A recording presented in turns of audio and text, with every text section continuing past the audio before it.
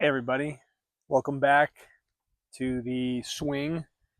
It's been a little bit since I've done a review, but things have been pretty hectic the past couple weeks. I haven't had a good window to do a review in, and right now is not a great time either. My son's asleep inside, so I'm trying to get this review done for a few books to just catch back up because I've been doing a lot of reading, but not a lot of reviewing. So wanted to share with you my thoughts on some recent books that I have been uh, plowing through. First, I'm late to the party on this one. I uploaded a video not that long ago, which was the first of the Elric saga, and said that I was participating in the reading challenge of the next the six books in the Elric saga, and plan on getting this review done for this one before the end of last month, because Sailor on the Seas of Fate by Michael Moorcock was the second book in that series. And I read it and it kind of sat on the shelf waiting to be reviewed. And it is now September. So I missed it by a little bit, but we're still hanging in there. This was the second book in the Elric saga that I read through. It was much like the first. I would call it rock and roll fantasy. With this one had a darker, much more bizarre flavor to it, which is hard to. It's hard to beat that when the first novel is so strange and so I don't know. It was pretty weird. This one leveled up, and we follow Elric again after the events in the first book, but I guess these can kind of be read separately without, they don't need to be read sequentially necessarily. I think it helped my understanding of this book a lot by reading Elric of Melniboné before this one. We're it's split into three distinct sections: traveling to the future, traveling to the present, and traveling to the past, or sailing, I guess. I think, so yeah, sailing to the future, present, and past. So uh, I still kind of was a little fuzzy on exactly how this works in terms of time, because um, the first section, which was by far my favorite, details the Elric gets picked up by a ship, and he is like, remember, he's at the end of Elric of Melniboné. He seeks the young kingdoms to go out and explore them, learn from them. He gets picked up on this ship, and he and several of these crew members go to fight these two, like this kind of old captain tells them they need to fight these two like brother and sister demons almost, called they have a unique name. Let me see if I can figure out what it was and not take too long. They're on this ship and they're discussing what they should be doing, and he's like, you need to go fight these two beings. And they're like, the way that this section comes about is really cool. It Agak and Gagak, freaking weird names, but and very demon sounding. But the two of them they find themselves inside of the demons rather than like the demons summoning themselves as you might expect. It's a really cool scene of how they encounter the demons. That fight scene's awesome. Elric interacts with three other champions, which I'm familiar a little bit with Moorcock's The Eternal Champions series, or like uh, whatever you might call that, within his world. And so I wasn't quite sure how that fit into his whole universe here, but Hawkmoon and a couple of others are like different versions of himself, and they like unite and become one, and it's really bizarre but really cool. That scene is really cool. um, After Elric gets done with that, he goes off and has this very unique, uh, like almost like he's in like the middle of a love story, love triangle kind of thing, with a captain who's like kind of Melnibonéan, uh, and who's like he's kind of like Davy Jones in a way, where he's just kind of sailing around in this. trapped in this world, and he like ultimately ends up wanting this woman who they come across, but she's like the younger version of it. It didn't make a whole lot of sense to me as far as like where it comes from, but you're just kind of swept up in the narrative. I've just been babbling. I feel like none of what I've said is coherent, but you're swept up in this narrative of Elric just kind of encountering people, encountering creatures, encountering circumstances, and he just kind of goes with it. Um, and I think that's part of the fun of this is throughout those smaller storylines that he kind of goes in through his people he encounters and the things he has to do, you learn more and more about him just incrementally. Because this is a story about Elric, essentially. Uh, the third story is one where, let's see. Oh, they have to go find, they want to get through the Crimson Gate at the end of part two, sailing to the present. And in the past, Ariok, the demon that you would remember maybe from the first book, he has like these stone jewels in a statue in this ancient city. They go to this ancient city. I think Elric, his kind of like buddy in a lot of this is Count Smorgon, I think was his name, if I remember right. And they encounter this guy named Duke Avon, and he kind of helps lead them. And in a twist at the very end of this third part, spoilers, I guess, at this point, but I've kind of already said a lot about the novel, so whatever. Stormbringer, the sword, the black sword, which Elric kind of got in the first book, urges him to slay one of his his buddies that he's with. One of his he slays the Duke, and I think Elric in this moment is very conflicted, but he's also it's a strange way that it happens. It's almost like you sympathize a little bit for Elric because he has this very powerful sword that almost thinks for itself. And it took a real dark turn at the very end where I was not expecting for Elric, the kind of hero, so to speak. I know he's not quite your hero typically. Slays one of the companions he's with. So anyway, I think this was a great installment into this saga. As far as being the second book, it was so much fun. It kept the story going. I read through it in a breeze. This was 160 pages, I think. Perfect rip-roaring fantasy to keep the summer moving along.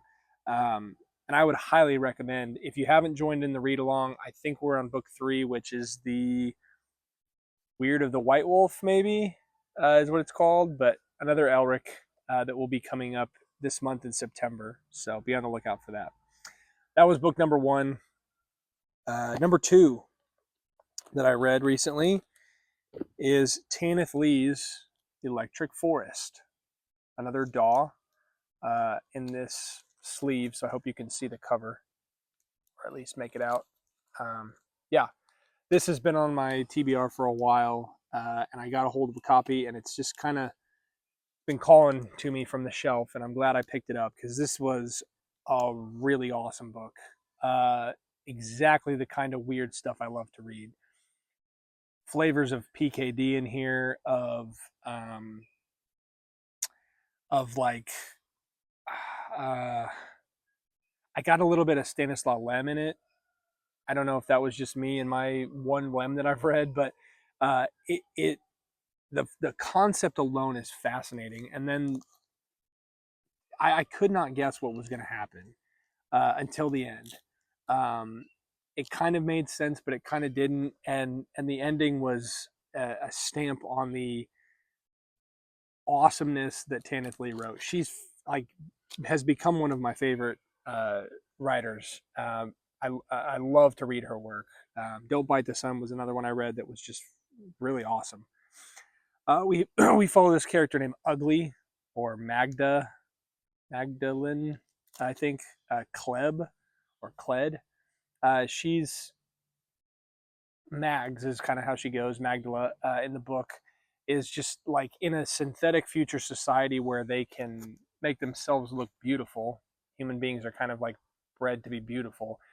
when it happens, when a birth happens naturally or outside of this new technology, an ugly person is born, and they're very rare.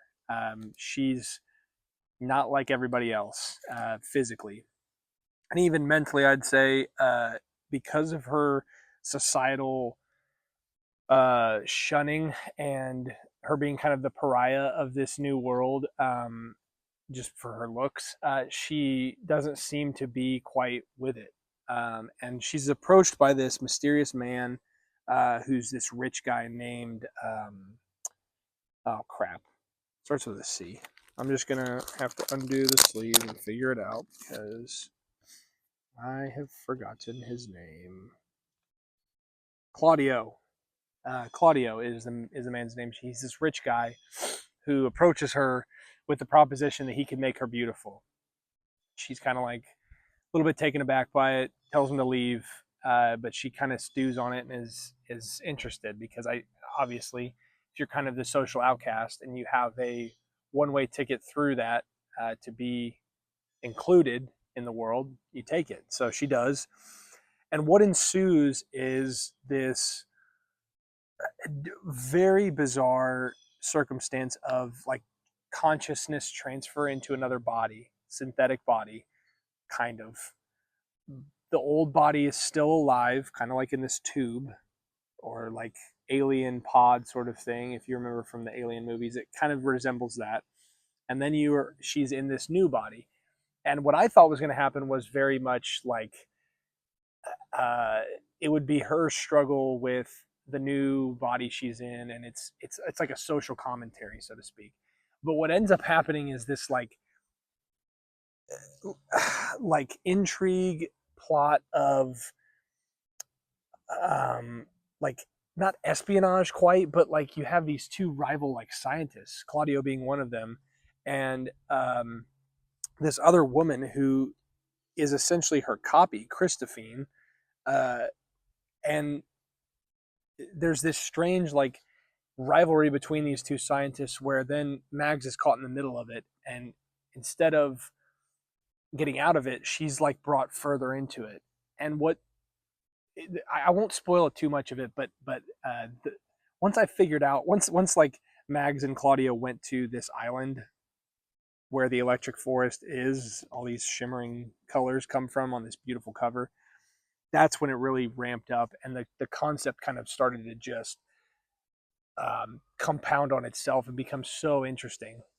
Lee keeps you on your toes. The writing, as always with her, the prose are just wonderful, just beautiful, abstract and evocative and kind of gross sometimes, and kind of just raw. She's so good at getting right to your soul, and speaking to you about what these characters are actually experiencing, not just maybe what you think that they might be thinking.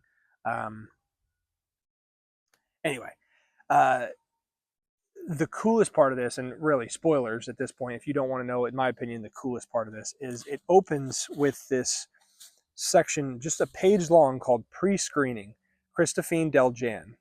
This presentation is classified. And it's basically telling you that what you're about to read is a classified document or presentation. And you kind of forget about that a little bit. You don't really reference that throughout the whole book. And then at the very end, you have a, like, I don't know, 10-page chapter called Post-Screening Sonogram, where you find that this whole entire book was a test, so to speak. It was a larger test done by Christophine, and they rigged the whole thing. The whole thing was it was a simulation, not in the sense that it was fake, in the sense that it was dressed up almost as like a performance, like a play. And that just like blew my mind at the end, and I was like, it really did emphasize the great work that Tanith Lee has done in some of her books, because it levels up. Like, the story in and of itself is really unique and creative. Then you add on this extra level of depth to it that is just so unique and makes it such a cool story. So I don't know. I'm just waxing poetic on this because it was just such a fun read. It's short again. It was 159 pages, just like the last one. I tore through it, and gosh, it was phenomenal. I don't know if I like it better than Don't Bite the Sun. I think both books are nearly perfect books, and I just am. I'm going to read more Tanith Lee. That's kind of where I'm at with this. She's so easy to read and such a fun time. I want to be able to take her in small doses so I don't just overwhelm myself with how cool her writing is. But highly recommend this book. It's wonderful. That was number 2 that I've read recently and finished last night. Let me put this back in the sleeve. Oh no. Finished last night. Late last night. I was trying to get some sleep, but I needed to get done with this book. Is Dragon's Egg by Robert L. Forward.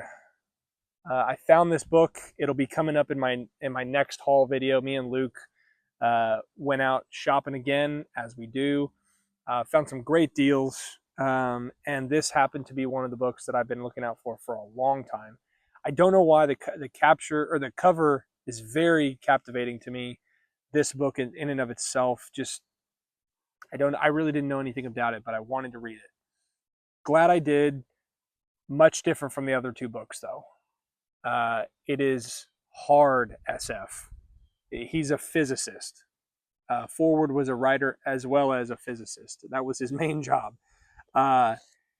Lots of this book is dense science terms and science concepts, scientific concepts that I just didn't understand.